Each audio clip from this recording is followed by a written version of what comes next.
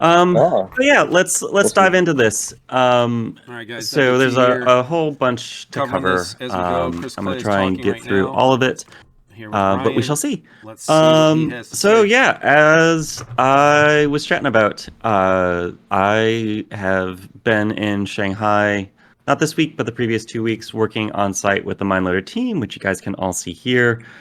And whew, uh, oh gosh, this is this is the old marketing text. Like I said, I was working on this right up to the end, but the trip to Shanghai was incredibly productive. Being on site let me dive in with the team and address so many issues.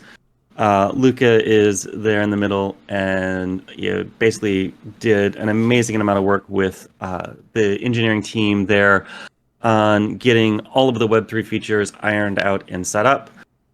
One of those new features is the vault. So with the regional test launch, The read-only vault. test, Interesting. we ran into plenty of discovery. One of those pieces of discovery is when you have a boatload of NFTs, it becomes very difficult to make those systems work when you're dealing with some of the latency of blockchain, with the real time of gameplay, with just numbers. So there are some people who have wallets with not just hundreds, not just thousands, but tens of thousands of guardians, and that is a whole lot. Very concerning, And honestly. there are reasons that there is a cap on the number of guardians You that want you your can have NFT at any spread one out time in amongst active a lot play. of people. So thus evolved the Vault. But is The what it Vault is. is essentially a place where you can synchronize to Passport. It's that little button in the lower right. It will automatically synchronize at key points as well. And then once things are synchronized, you can move things from the Vault, which is essentially your Passport wallet. When you move them into active inventory, it doesn't take them out of your wallet. It just means that the game is going to recognize them as NFTs that you want to play with. And this is true for both Guardians and for things like guilds. So the Vault has solved a lot of the key UX challenges. I also think it introduces some. This is going to be a key point that we're going to need to walk people through just on how to work it and function. But with it in place, the experience is so much better with being able to target the NFTs that you want to interact with. If you've got a whole bunch, crafting has gone through a major evolution. So as you can see here, the UX for anybody who's played in Friends and Family or the regional test is quite a bit different. We've made it much easier to interact with. And we've added a new sort of mode toggle. So you've got base level crafting, where you can craft all of your gear, and an advanced mode, which takes additional components that you get through play and through using factory items that have higher chances to roll big. And we've added promotion. So essentially, you can take rare or above items, take 3 of them, and you can merge them into one epic tier Ooh, item. I like that. If you do a mixed Nice. tier, like I've got, the shoe, the intelligence boots, and agility dagger, those will then perform, like basically merge together into a random promoted item. If I put all shoes or all daggers, they basically will promote into that advanced item. This helps Nice. so much, particularly with blueprints being unlocked by stage, to basically go in, craft a bunch of gear, be able to pick what you want to equip, be able to more quickly, advance those things up to that legendary tier. Still a lot of play and in the mix to get there, but it has, I think, helped. I'm finding that I'm engaging with crafting on the test build so much more than I was previously, just because there is an ease to it now, and I know where I'm going. And if I want to target something specific, getting a wand for my users, I can go and specifically get that through. Can take a bit of crafting to get there, but that has come along nicely. The other thing, it is a silly little detail, but probably one of the things that just really wanted to get done is while I was there, one of my few check-ins is I went through and adjusted all of the icons in the game. So previously there was like a double border, which had them really tiny.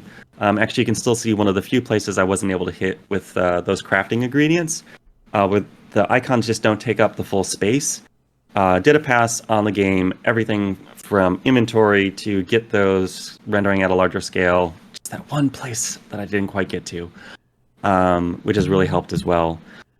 Energy. So one of the things we've talked about in the past is sweeping, and all of that is in game. Probably going to rebrand it before launch, but essentially after you complete the story mode of one of the dungeons, you unlock dungeon challenge tiers. Each challenge dungeon is quite short, just 5 rooms. Once you complete that, you get rewards, and after you've completed the challenge dungeon, you can sweep it.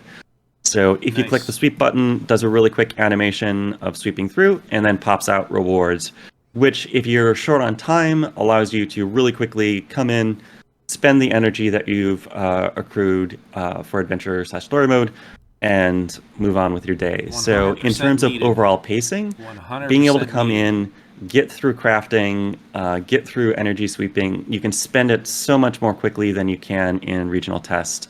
Really pretty happy with where that's at. Could be even better, but yeah, it's in a really good place. The other major change that we talked about last town hall that is now in is ticketing. So crafting and adventure mode are both energy. Basically, these will replenish during the day over time. All of the events, though, have gone to a ticketing system.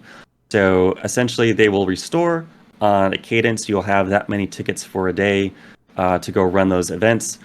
This has helped with all sorts of weird gaming of like maximizing the number of endless runs you can do for a specific course. It has simplified things. It has made the time commitment much more precise. Still perhaps too much for some people, but for that we've got other modes in the mix. One of which, speaking of, is Boss Rush. So essentially the Boss Rush mode will not be live at launch. It will go live 2 weeks after, and mostly this is just for event pacing and live ops. But Boss Rush is an alternative leaderboard mode where you go in and you fight a boss. The boss is essentially invincible. So the goal is to rack up as much damage on the boss as you can to increase your score. This leads to, like, this is not a good Boss Rush lineup, just to be clear. It changes the makeup that you will want for your Guardians. Obviously, if you're using your primary team because they're your strongest, that's going to give you good results. But as things evolve, being able to go in with Guardians that are targeted to, spike damage, this is where Assassins come into play more so than in Endless, will allow you to sort of get to the top of Boss Rush mode. Very interesting. And at the end, you've got your high score. Your high score is what counts. There isn't a cumulative scoring like in Endless. So you can come in, you can even just do one. You've got 3 tickets, or wait, 2 tickets? 3 tickets. Now I'm blanking on the number of tickets. 3 tickets to play.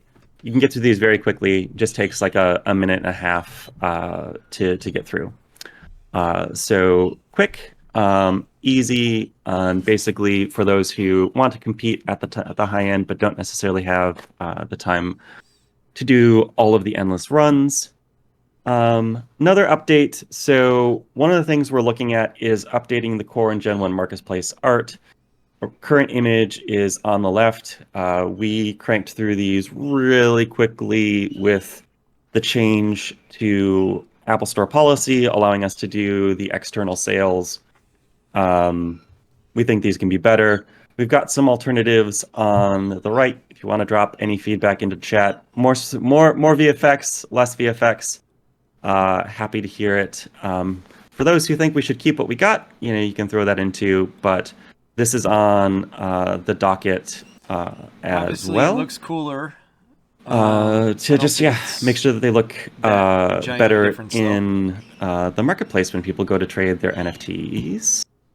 Just some fancy polish. Cool. More concerned with the gameplay and other economics and all that other stuff. General, like status updates on like the trip to Shanghai. The other really key thing that came out of that is we did some really deep dives with the MindLoader team on all of the Web3 flows. And at this point, on testnet, everything is working brilliantly when it comes to the core tech and the function there. Some of the UX, I would still like to improve. I think that's something that's going to continue to iterate moving ahead. But at this point, with a couple weeks to launch, when it comes to Web3 integration, we're locked in. I've got some slides from the AMA that will dive into some specific questions there, but if things come out, let me know. Global launch marketing is pretty much the same update as before. We have a bunch in the works for this. I've got my whole next week is lined up with very early morning calls and very late calls. I think I've got this on another slide ahead too, basically with people in media and with the esports teams. That's right. I talked about that on the esports slide, which will come ahead. To basically take them through everything GOG and get them prompted. We also have some additional slides talking a little bit about the global launch trailer, where that's at, and beyond.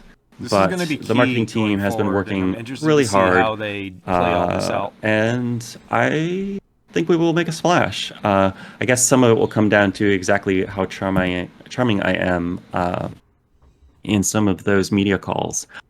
Global launch reset. This is also something we talked about last town hall, but I have a little bit more info on just how all of this is going to go with the current regional test. So, GOG servers are set to go offline on May 8th. They will be down between May 8th and May 15th. This gives us a window of time to bring up the production servers for global launch, make sure that everything is functioning as we expect, go through some load testing, go through some key feature testing on mainnet on the production servers before we go live. All of those who currently have the build will not be able to play from the 8th to the 15th. Never fun to bring the game down, but this window is really important. Test servers, production environments, they're similar, but they're never quite the same, and having this will help ensure as smooth a launch as possible. Global launch timing. So on May 15th, we've got some key time zones here, but you can work out the rest. Very selfishly, on May 15th, launching in the morning AET, so we've got a full day for both us and our partners at MindLoader in Shanghai. Evening time for those on the West Coast in the States. Sorry for those on the East Coast. It's going to be late when things go. Founders on EA Enlightenment. This is a repeat of the slide that was basically up from the previous town hall. The thing that has changed is the GOG requirements for the legendary token. We have increased those based off player feedback. Marginal increase, and is something that could change in the future, but essentially everything else remains the same on that front. Okay. There's a hot topic before, and what's they adjusted for it, next? which we kind of knew. So Nice in art. terms I like this art. of launch, that's obviously the big thing. What's up next after launch is live ops. In the AMA questions, I'm going to go through some of the details there. Buff Rufus. I think the big thing that I can say with some clarity is when it comes to sort of like feature releases post-launch, we've got things planned out at a high level. But when it comes to specific dates, we've got targets, but we're currently in the discovery process on that front. So in giving you a precise roadmap, I'm not there. However, I can say things like the next major update to guilds is getting guild quests and guild power online. And that is something we're hoping we can get within like a 6-week window of launch. We want to fast follow on that. And then the next update after that, getting additional guild functionality in terms of some of those key pieces like crafting. We're trying to get some of these guild functionality pieces through in a fast follow approach. We want to continually evolve. It's what GOG has been set up for. And then we'll have the live ops schedule of events and Guardian releases. So we'll talk a little bit more about events in the slides below. But the team, after our time in MineLoader, we've got that high-level plan. We're just in the process of breaking it down. This is up against, of course, the fact that we're also launching the game. So a lot of things competing. As soon as we've got the roadmap more accurately locked in, we will share more. Probably doing a town hall not too long after launch. For those of you who haven't been this intimately involved in a game launch, anytime you're doing a launch, particularly with online functionality, there can be so many things that go so many different ways. I know that we're going to have bugs at launch. Things always evolve, particularly as you're starting to go to at scale. If we do hit big numbers really fast, servers will likely go down as we stress the limits of what GOG can handle. We will address those issues. We will fix, and we will be back up. But we've taken some of that into account with some of the planning too for the events in the initial release. We'll get through this in some of the AMA questions. So, Cracked Hearts. Will Cracked Heart altar recipe be live before global release? Yes, Cracked Hearts will be available to craft in the altar for global launch. We're currently targeting the week before global launch. Nice. Essentially, same day that the servers go down, May 8th. Cracked Heart recipe will go up in the altar if all goes to plan. Idols. When Epic Idol? That should be today. They're scheduled to be minted today. What is the utility of the Epic Legendary Idols? So essentially, everyone at this point knows the initial utility. Those who held a Legendary Idol after we distributed them received 100 IMX. Those that hold the Epic Idol when we distribute the second round will receive 10 IMX. Those were the primary pieces initially, for this first run. And then you've got a collector's item out of the mix as well. As I've said many times, however, the altar exists for recipes. Without the altar, we wouldn't have been able to do Cracked Hearts. Cracked Hearts wasn't in the original plan, but the altar sits to address issues like this. When it comes to the idols, they are perfectly poised to be in that mix for potential crafting recipes, but they don't have anything specifically queued at the moment. So, if you're looking to acquire more, do so at your own risk. This is not financial advice. Hats off to you, Chris. But when it comes to recipes, idols in my head hold a place moving forward. It just makes sense. Gate.io AMA clarification. In the AMA with Gate.io, Chris mentioned there would be an item on the store you have to purchase to mint Guardians in Web3.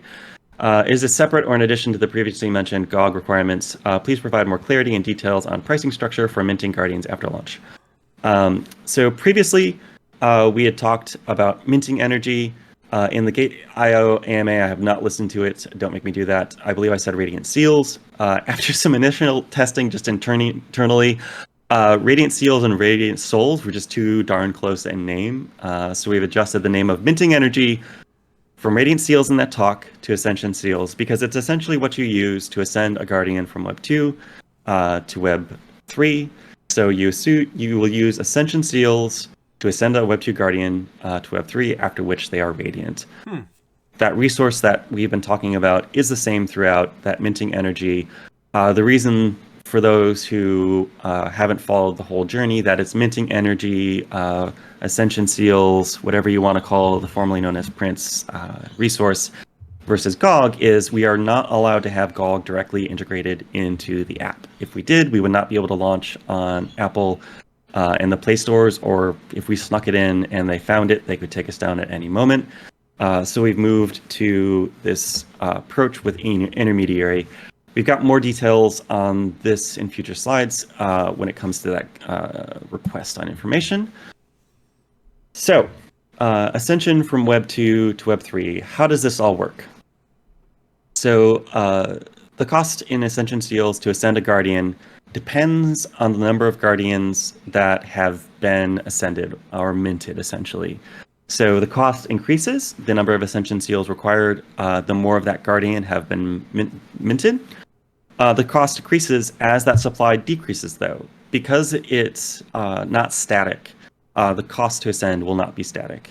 This is a balance with the overall economy.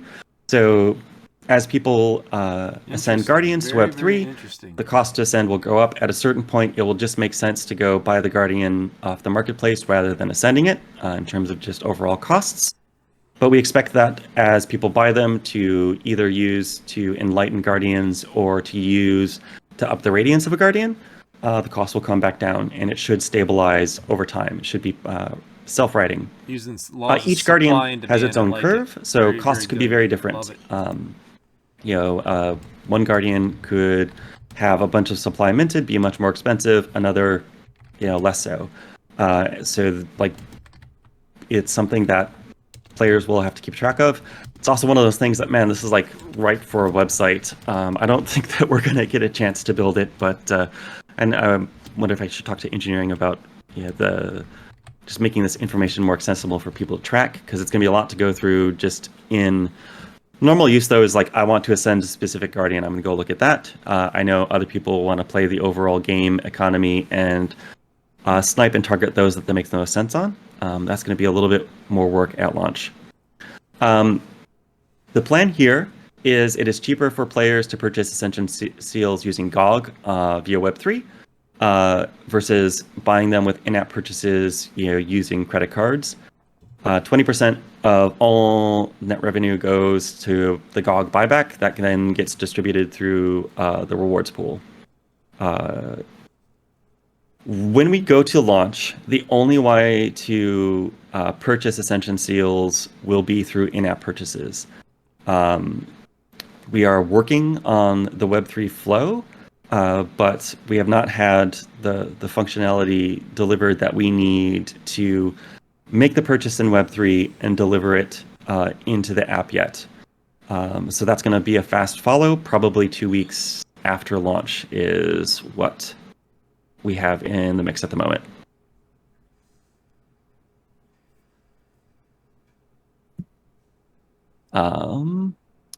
And I know that people are throwing questions through in chat. I will actually, I'll take those right now before I dive.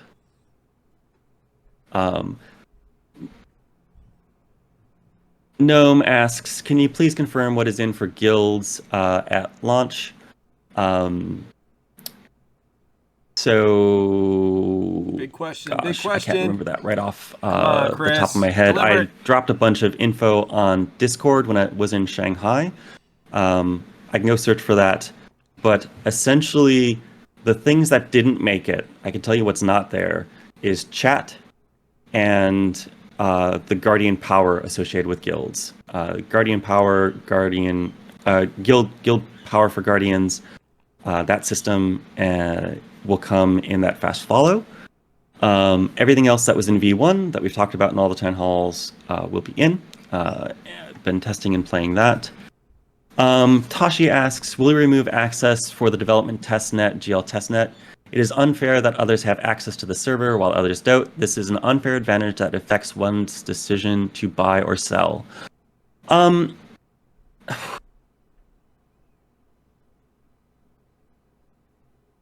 Uh-oh. That's an interesting one.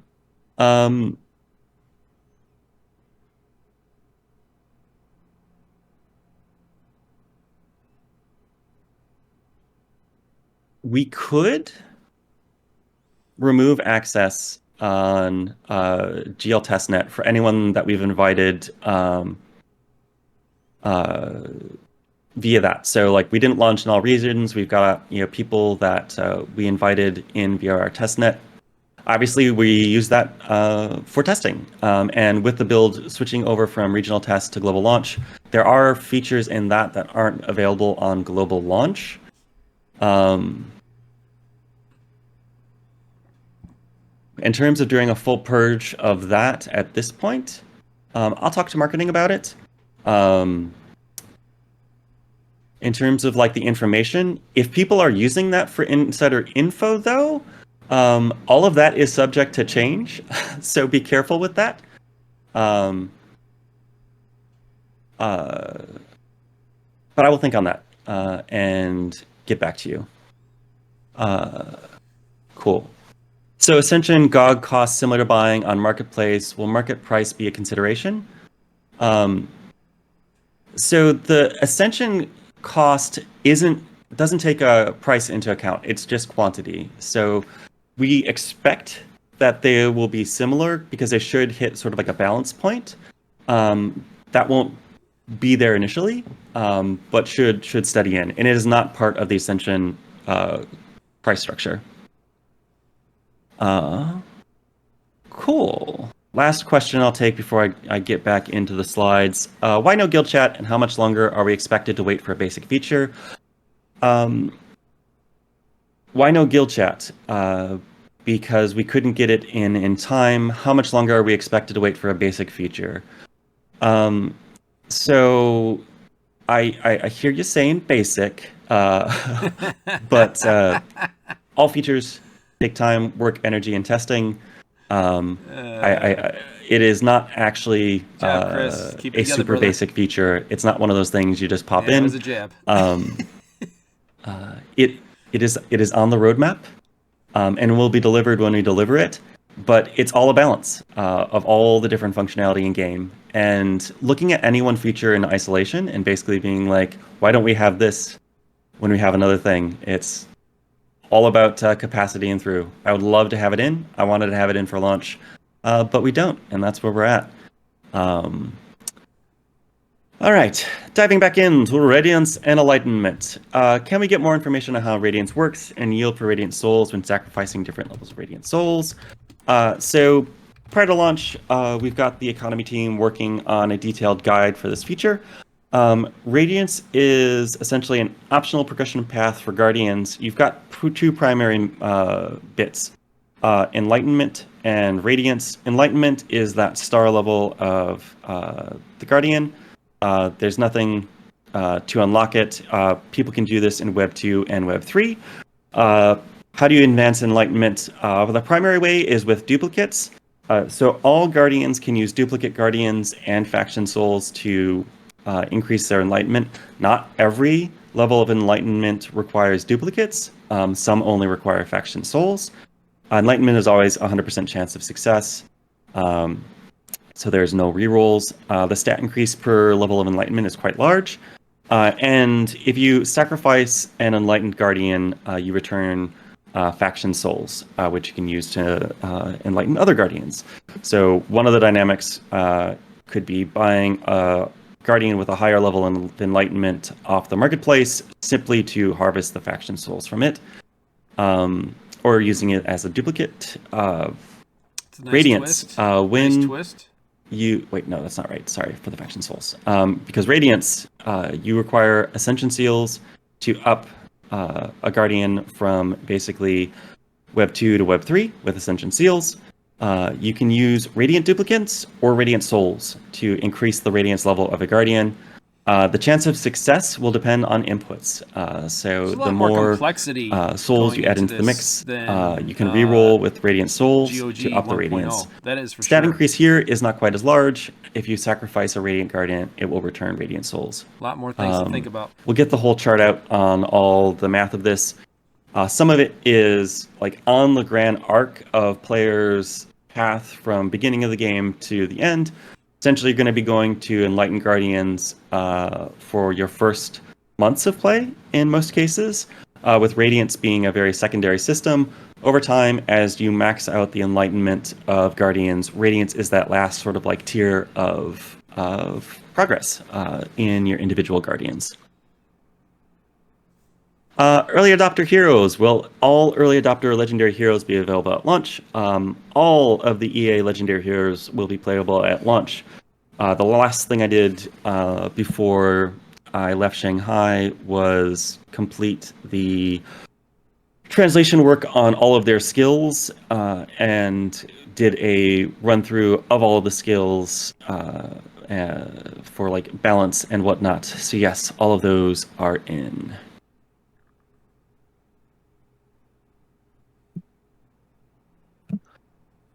Trailer. When will we see the trailer for the game? We are releasing the trailer in conjunction with global launch on May 15th. We have organized a global launch event to celebrate this launch with community and media. Official event announcement should be later today, but here is a quick preview. Oh, nice. Here we go. Here we go. Let's see what we got. Right. Next, esports partnership marketing that I talked about previously. Yeah, essentially, I've got calls on with the esports teams and multiple media outlets next week to basically walk them through Guild of Guardians. They will have testnet access to basically play the build, go through, answer questions in preparation to help market the launch of the game. And yeah, oh boy, next week is going to be a crazy one for me because time zones, I will be in early morning calls and late night calls to get all of these across. So Loopy Clay will be in full effect. DQuest and Passport integration. Essentially, do you have an ETA on the DQuest and Passport integration? If that happens after launch, there is a problem because many will burn heroes to enlighten others, an amount of DQuest tasks will be reduced. Currently targeting May 7th for integration completion. That may slip, but should still be within the window we want. Because yes, this needs to happen before global launch for a whole raft of reasons. Yeah, there's probably a lot of people being affected while by we this wait, right now. because you can add your passport into the mix, definitely start performing those tasks now. Dual account policy. Do you guys ban dual accounts or will you allow multiple accounts? So the terms and conditions are being updated for global launch. And abusing multiple accounts will definitely be cause for a ban. But it is complicated, as there are cases where multiple accounts on a device could be legitimate. Very simple one is just multiple family members on an account. Not everybody has their own phone. Sometimes in families, multiple people will use the same one. At a base level, though, if you are the same person, you cannot. This means that if a family is using an account, there is a good chance that they could be banned and require submitting a support ticket to basically get unbanned.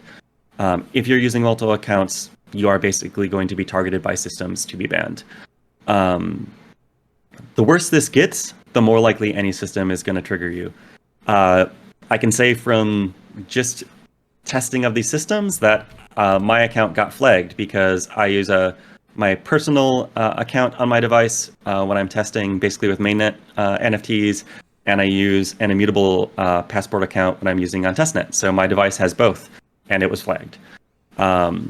So if you're trying to optimize, at your own risk, you can do so. If you're doing it across multiple phones, it is harder to detect, but even there, that is the power of blockchain. If we see, some of the degenerate behaviors that we know exist that can happen in terms of running multiple accounts on multiple devices and, farming up, we will detect those things. And if it is abuse of the systems to take an unfair advantage, we will ban you. Guarantee that's going to One account, multiple devices, absolutely no problem. Play it on as many devices as you want. I've got multiple devices I play on for testing, and that is totally fine. Farmers will be farming. Guild transfer of ownership.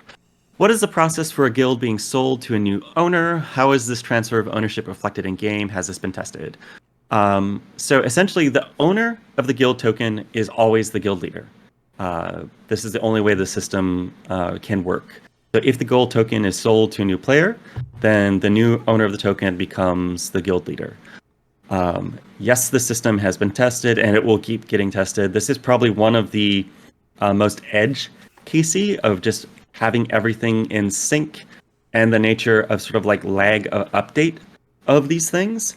If anything could break, this is probably one of the cases that could. But yes, we have successfully transferred guild token ownership, and what this means long term too is if I have run a guild, my guild token has everything, associated with it when it comes to like crafted artifacts and like how you know, revenue flows back to that. It goes to the token, not to the person. So when we get there, it'll also be an adventure in terms of ed cases as that transfer happens, but we'll get there.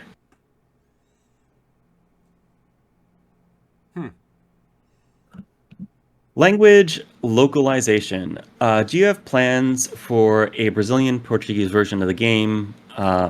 So good news on the translation front is for global launch, we have the master translation document, and it is absolutely massive. We are using this to basically translate everything from the Mandarin into what MindLoader does, run it through a translator AI, to us actually cleaning it up. It is a lot. We're going to have our work cut out for us over the next couple of weeks, especially on all the new systems that have come through with brand new text to translate. The next step is from English to the rest of the languages. When it comes to regions, though, like I cannot commit to Brazilian Portuguese. Really need to Like focus on efigs Asia. is pretty natural. But a lot of it is going to come down to which regions we want to localize Asia. first in terms of Gotta go for marketing and Asia. tactics and analytics. And some of Focus this on comes Asia down to first, like where Chris. we can win. I'm sure you know this. But Often with games, they will be popular in certain regions where they hit for whatever reasons and not others. There is a good chance that we will localize for some emerging markets as well, depending on some of the partnerships that we're working on. So this could mean like Indonesia, Malaysia, even Africa is on the table. But Brazil is a place that makes a ton of sense for us to target. Can one owner manage multiple guilds? I don't know. Sorry, it's not. I don't know, but I believe the answer is no. Essentially, you can pull one guild token into your active inventory. Okay, that's one. That's one I need to run through myself. yeah, that's a big deal. Because in the game Big deal for there. a passport account,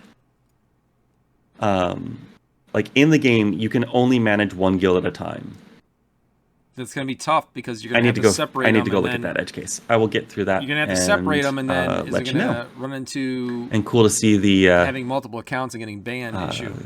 Big deal there. Big deal. the Brazilian flags in chat. When it comes to that,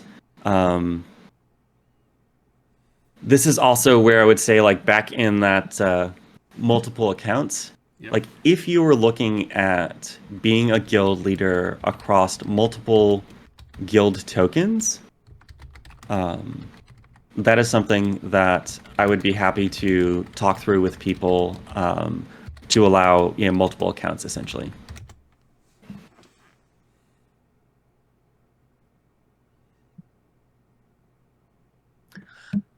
Guild tags. Will joining a guild automatically add a guild tag to a user's name, or will we need to put guild tags in our name in game? Not currently. So if you want your guild tag in your name, you'll have to have it in your name when you enter it. Each guild has its own emblem. Having guild members show up with an emblem is also a possibility.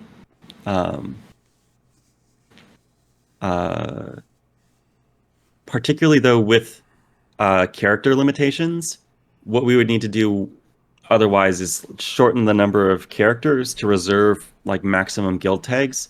So yes, I would say enter in your guild tags with your name itself if you want those to show up.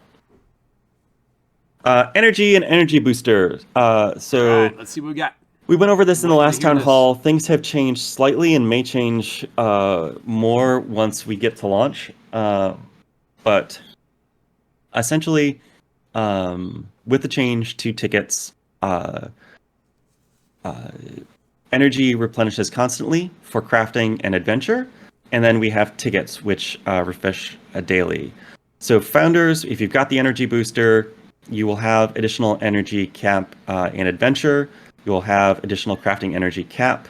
You will have faster adventure energy regen and faster crafting energy regen, and then free tickets to endless arena and boss rush. So essentially, when you go to, you will have your same cap of tickets as everyone else when it comes to those competitive modes, but you will get a free bonus ticket that you can purchase. Nice.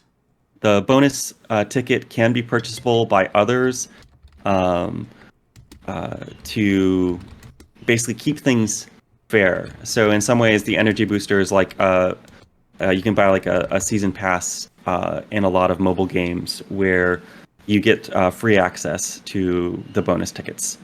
This is something that we're going to keep evaluating through the leaderboard through weeks 1 and 2, and we will adjust. I didn't set the 9%. I'm the messenger. I don't know why 9% and not 10. But I think the energy booster overall does provide a big advantage over those that don't have it. I have been wanting to pick up an energy NFT myself, but wanted to wait until essentially this became public to do so, insider trading and all of that. But that is on my list. Particularly the crafting energy regen. There's a lot more crafting going on in the latest version of the game.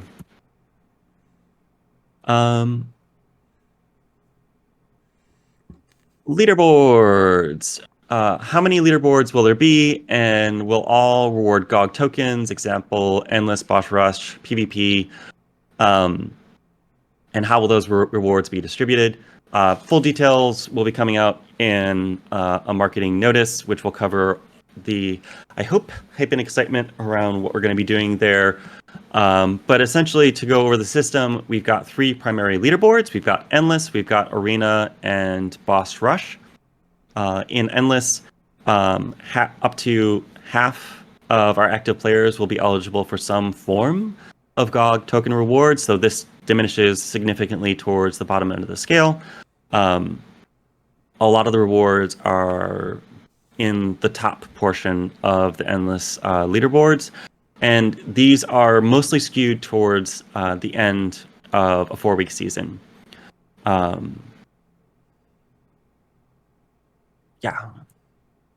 Arena and Boss Rush are the other ones. These, instead of being a 4-week season, will be 1 week. And they will primarily give Web 2 rewards, but the very top players will be eligible for token rewards and basically special limited edition NFT prizes. And Boss Rush, for instance, won't necessarily always be active, and Boss Rush may also alternate with essentially special events. It also might be up all the time, we'll see. But the other thing in the mix here will be special events, which will take basically one of these systems and be targeted for unique rule permutations and special rewards. Earning GOG. How do we earn GOG at global launch? So essentially, placing on the GOG on GOG's leaderboards will be a source of GOG in the game. Doing quests out of game and the active staking portal to follow post launch will be ways to earn GOG. I guess that's not a global launch, so not quite asking the question, but for the future. The way we're looking to do this at the moment is in phase 1, essentially May 15th to May 26th. The top rewards will be Ascension Seals, which we think are going to be quite valuable. This will allow people to mint and to enlighten, to crack hearts, all sorts of key things that will be really important in the initial push of the game, and also will allow key sort of testing and validation during that period. And then we go big in phase 2. Once people have basically gotten into the game, they've had a chance to level up their guardians, people have established their squads. In phase 2, we go into the big GOG rewards for top players, with endless seasons and rewards being in GOG. If you don't play in phase 1 to acquire the Ascension seals to level things up, it will be very difficult to be competitive in phase 2. The other thing, the other reason for this is that delay in Ascension seal purchasing. We want to make sure that there is that utility for GOG when we go to distribute it. The thing that we don't want to do is distribute a bunch of GOG with the only thing you can be to use it to essentially cash out. Though we know that some will. We want to make sure that there's that utility in the mix. All of this will come out in marketing announcement when people talk about marketing when. We've got a lot planned on this front. I think it will make some waves. But yeah, we shall see exactly where that goes from here. Utility. Otherwise, people will just distract. Cool. Closing thoughts before we go to questions. And I've tried to reserve some time for questions here at the end. There was too much scroll. I was not able to keep it all in my head. So I will need people to drop new questions in once I finish my closing thoughts. Don't put them in now because I'm not going to read them until I'm done. Wow. So almost 15 months to the day that we signed MindLoader. We're in the final 2-week push to global launch. I can say as your game director that this has been one of the most insane projects of my very long career in games. And, empathy to the like, why is this basic feature not in? I feel ya. Some of it in like Discord is a fine alternative at the moment, and you can announce your guild's Discord to be able to chat. It's not ideal, but there's a workaround. But like when I stepped up to the plate to take over GOG, I've never been presented with a more complex matrix of requirements in any game I've ever worked on. From all of the original NFT sales, the suite of Guardians that already existed, the promises that had been made, the deals with all of the various partners, like the timeline, it was daunting. And looking back now, I'm like, whew, wow, we did it. We did it, my dude. We're going to get this thing live. And playing through on that testnet build, like it's not the game that I originally envisioned, but I'm really happy with what we've ended up with.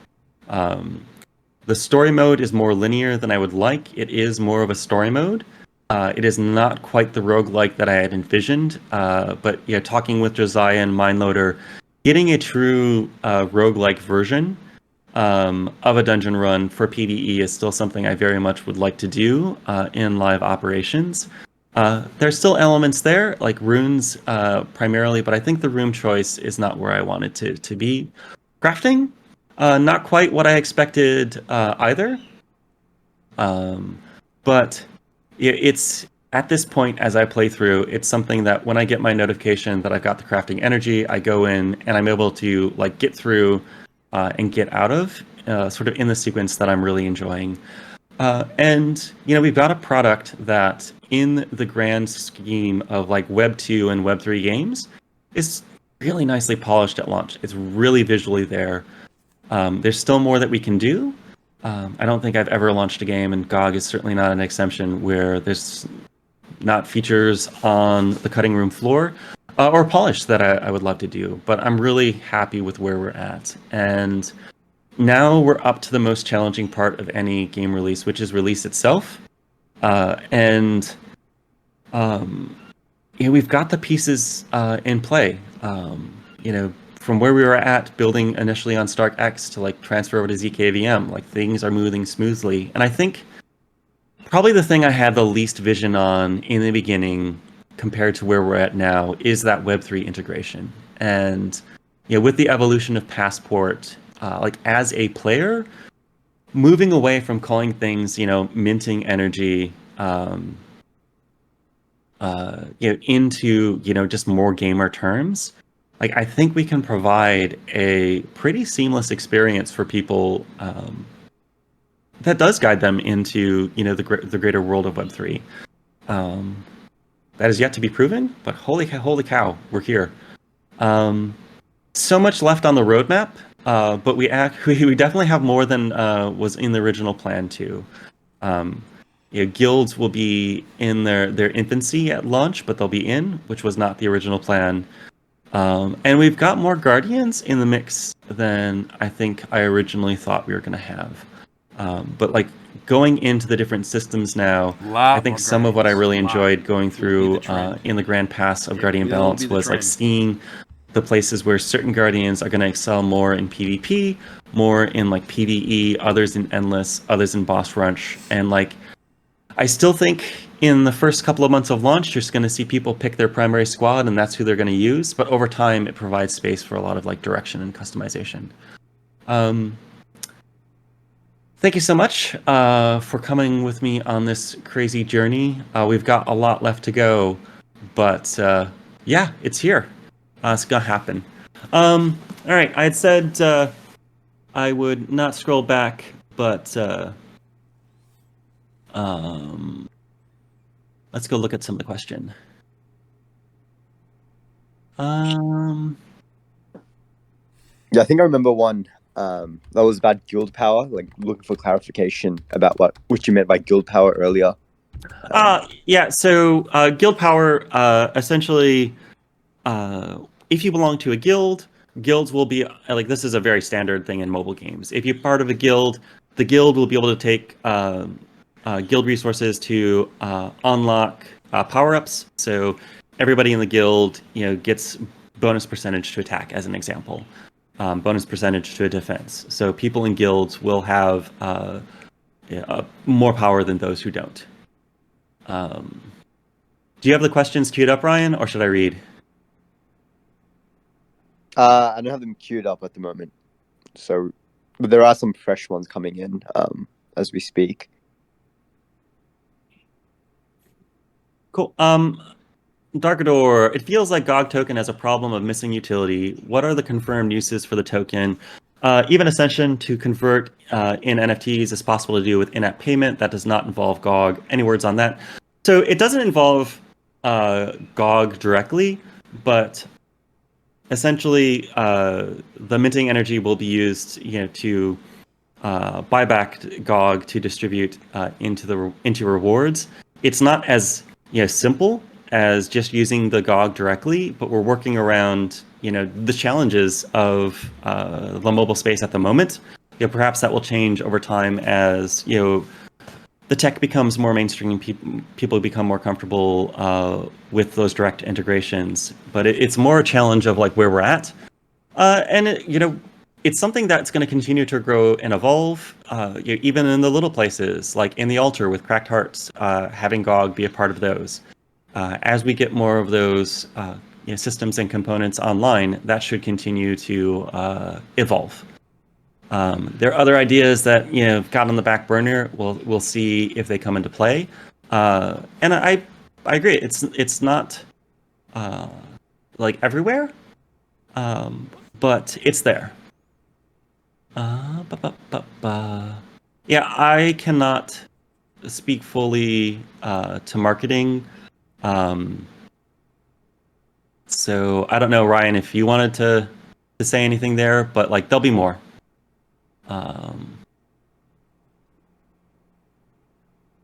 Yeah, I'm not sure if Shattered Name is available at the moment to get on stage, but I think I can definitely relay the message to her, and we can gather around as a team and potentially answer that question via text. Cool. Oh, wait.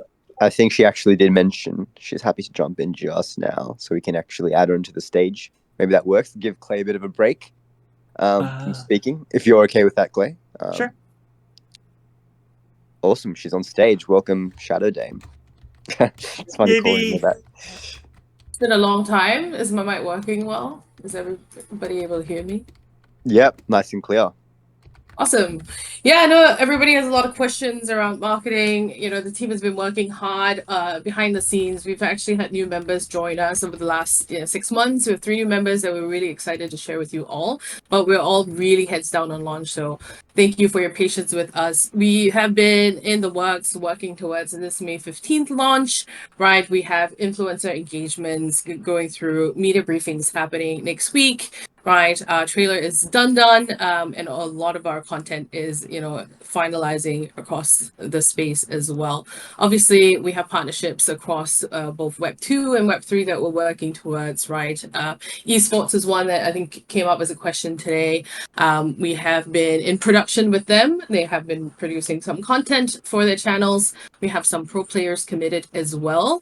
I haven't gotten the permission to share who they are, but some of the names start with M. So have fun figuring that out.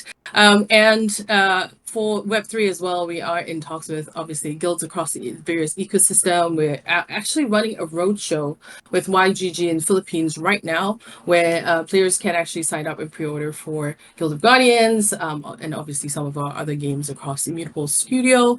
And if you've also seen, today we've announced Immutable's partnership with One Protocol. I know that has also come up as a suggestion. So we've been taking a lot of conversations, but don't think of, May 15th as our final finishing point. This is just our starting point, and we're getting started, and we have a lot of other partnerships slated for the month of launch and after as well, right? So we haven't really shouted out a lot, but actually throughout our regional test launch, we've been quietly, testing and iterating, making sure that we're A/B testing our flows, A/B testing our creatives, and we've actually gotten over 20,000 Web 2 players into the game during our regional test launch, right? And we've been very conservative with our approach here, but we've been also through that bringing in a lot of learnings that allow us to optimize our paid user acquisition, which we have a sizable budget for at launch,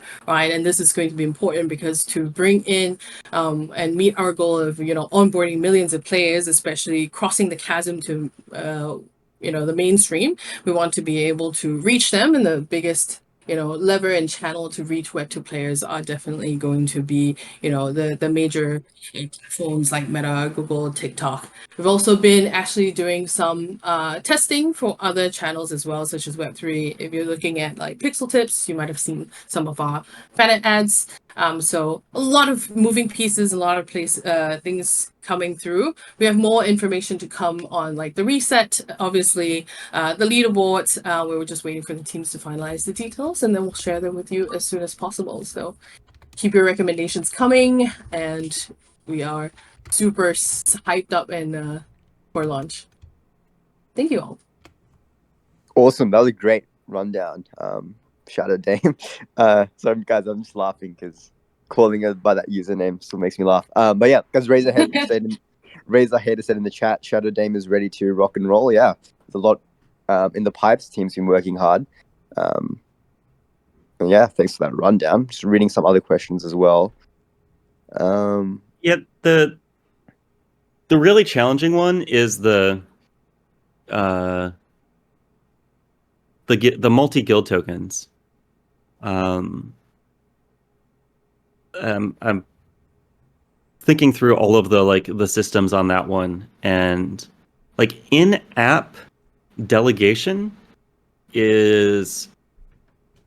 starts getting really messy really fast,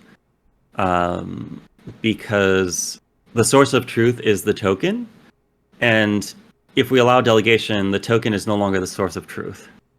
I don't think in-game delegation would work. I think when I look at the problem, and like just how Passport is set up, like I'll go back to the Passport team, but what we're really looking at is being able to like link a MetaMask or other sort of like wallet as like a delegate wallet, where they don't have control over it, but they could take advantage of it, because like that's already inherent to like if you've got your Guardians or your guild tokens in a MetaMask account, like you can use them in the game, but you can't actually do anything with them in terms of like enlightenment burning, blah blah blah.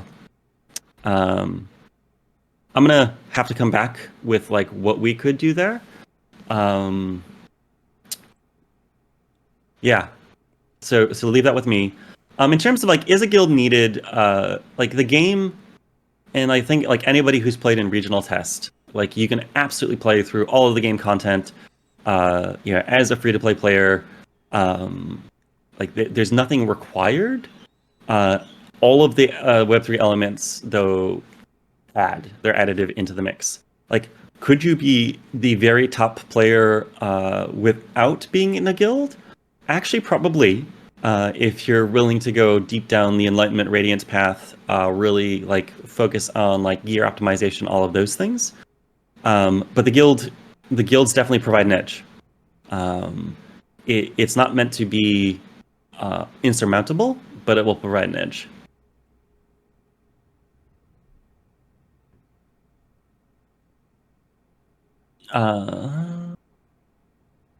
Really quick, I saw Woody ask questions on like free and premium banners work relatively the same in the launch version. We are currently working through with the economy team exactly what future Web3 banners will look like. In addition to like how they link through to like the free and the premium banners, but they should work relatively similar at launch in game to how they did during regional test launch. The biggest thing is most guardians that are in the premium banners will not move to the evergreen pool immediately. A few of our launch heroes will pretty quickly, or actually they may already be part of it. But like future banners, those premium banners will be recycled, and it won't be until later, or perhaps never in some cases, that they move into the free pool. And we are over, and I am late for next meeting. Let me see if there are any I can answer really, really quick. Pets, baby, pets. So, because that's come up other times, I tackled it in the last town hall. But when it comes to the reset for global launch, I want to be clear that everything is being reset. Any guardians acquired via Web 2 are gone. Any progress is gone. It is a complete reset to create a level playing field for global launch. The thing we will be restoring is any in-app purchases that were made with fiat will be restored at launch, but everything else will be wiped.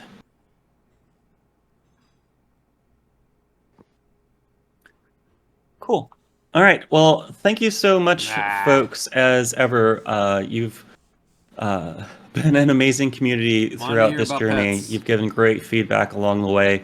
We wouldn't have things like Cracked Hearts if it wasn't for all of the amazing feedback that you've been providing us as we've gone. And the game would have a very different shape and look as we've gone through, Beautiful Corner and Friends and Family and all of these town halls. If it had been a different set of people, like you guys have been a key part of this process. Hopefully the town halls along the way have helped give you insight into this mad mix that is game development. And we are just getting started. We have a lot more to go over the course of the year and beyond. And one final parting thought. I want to be really clear to you after coming back from Shanghai that GOG has been built for the future.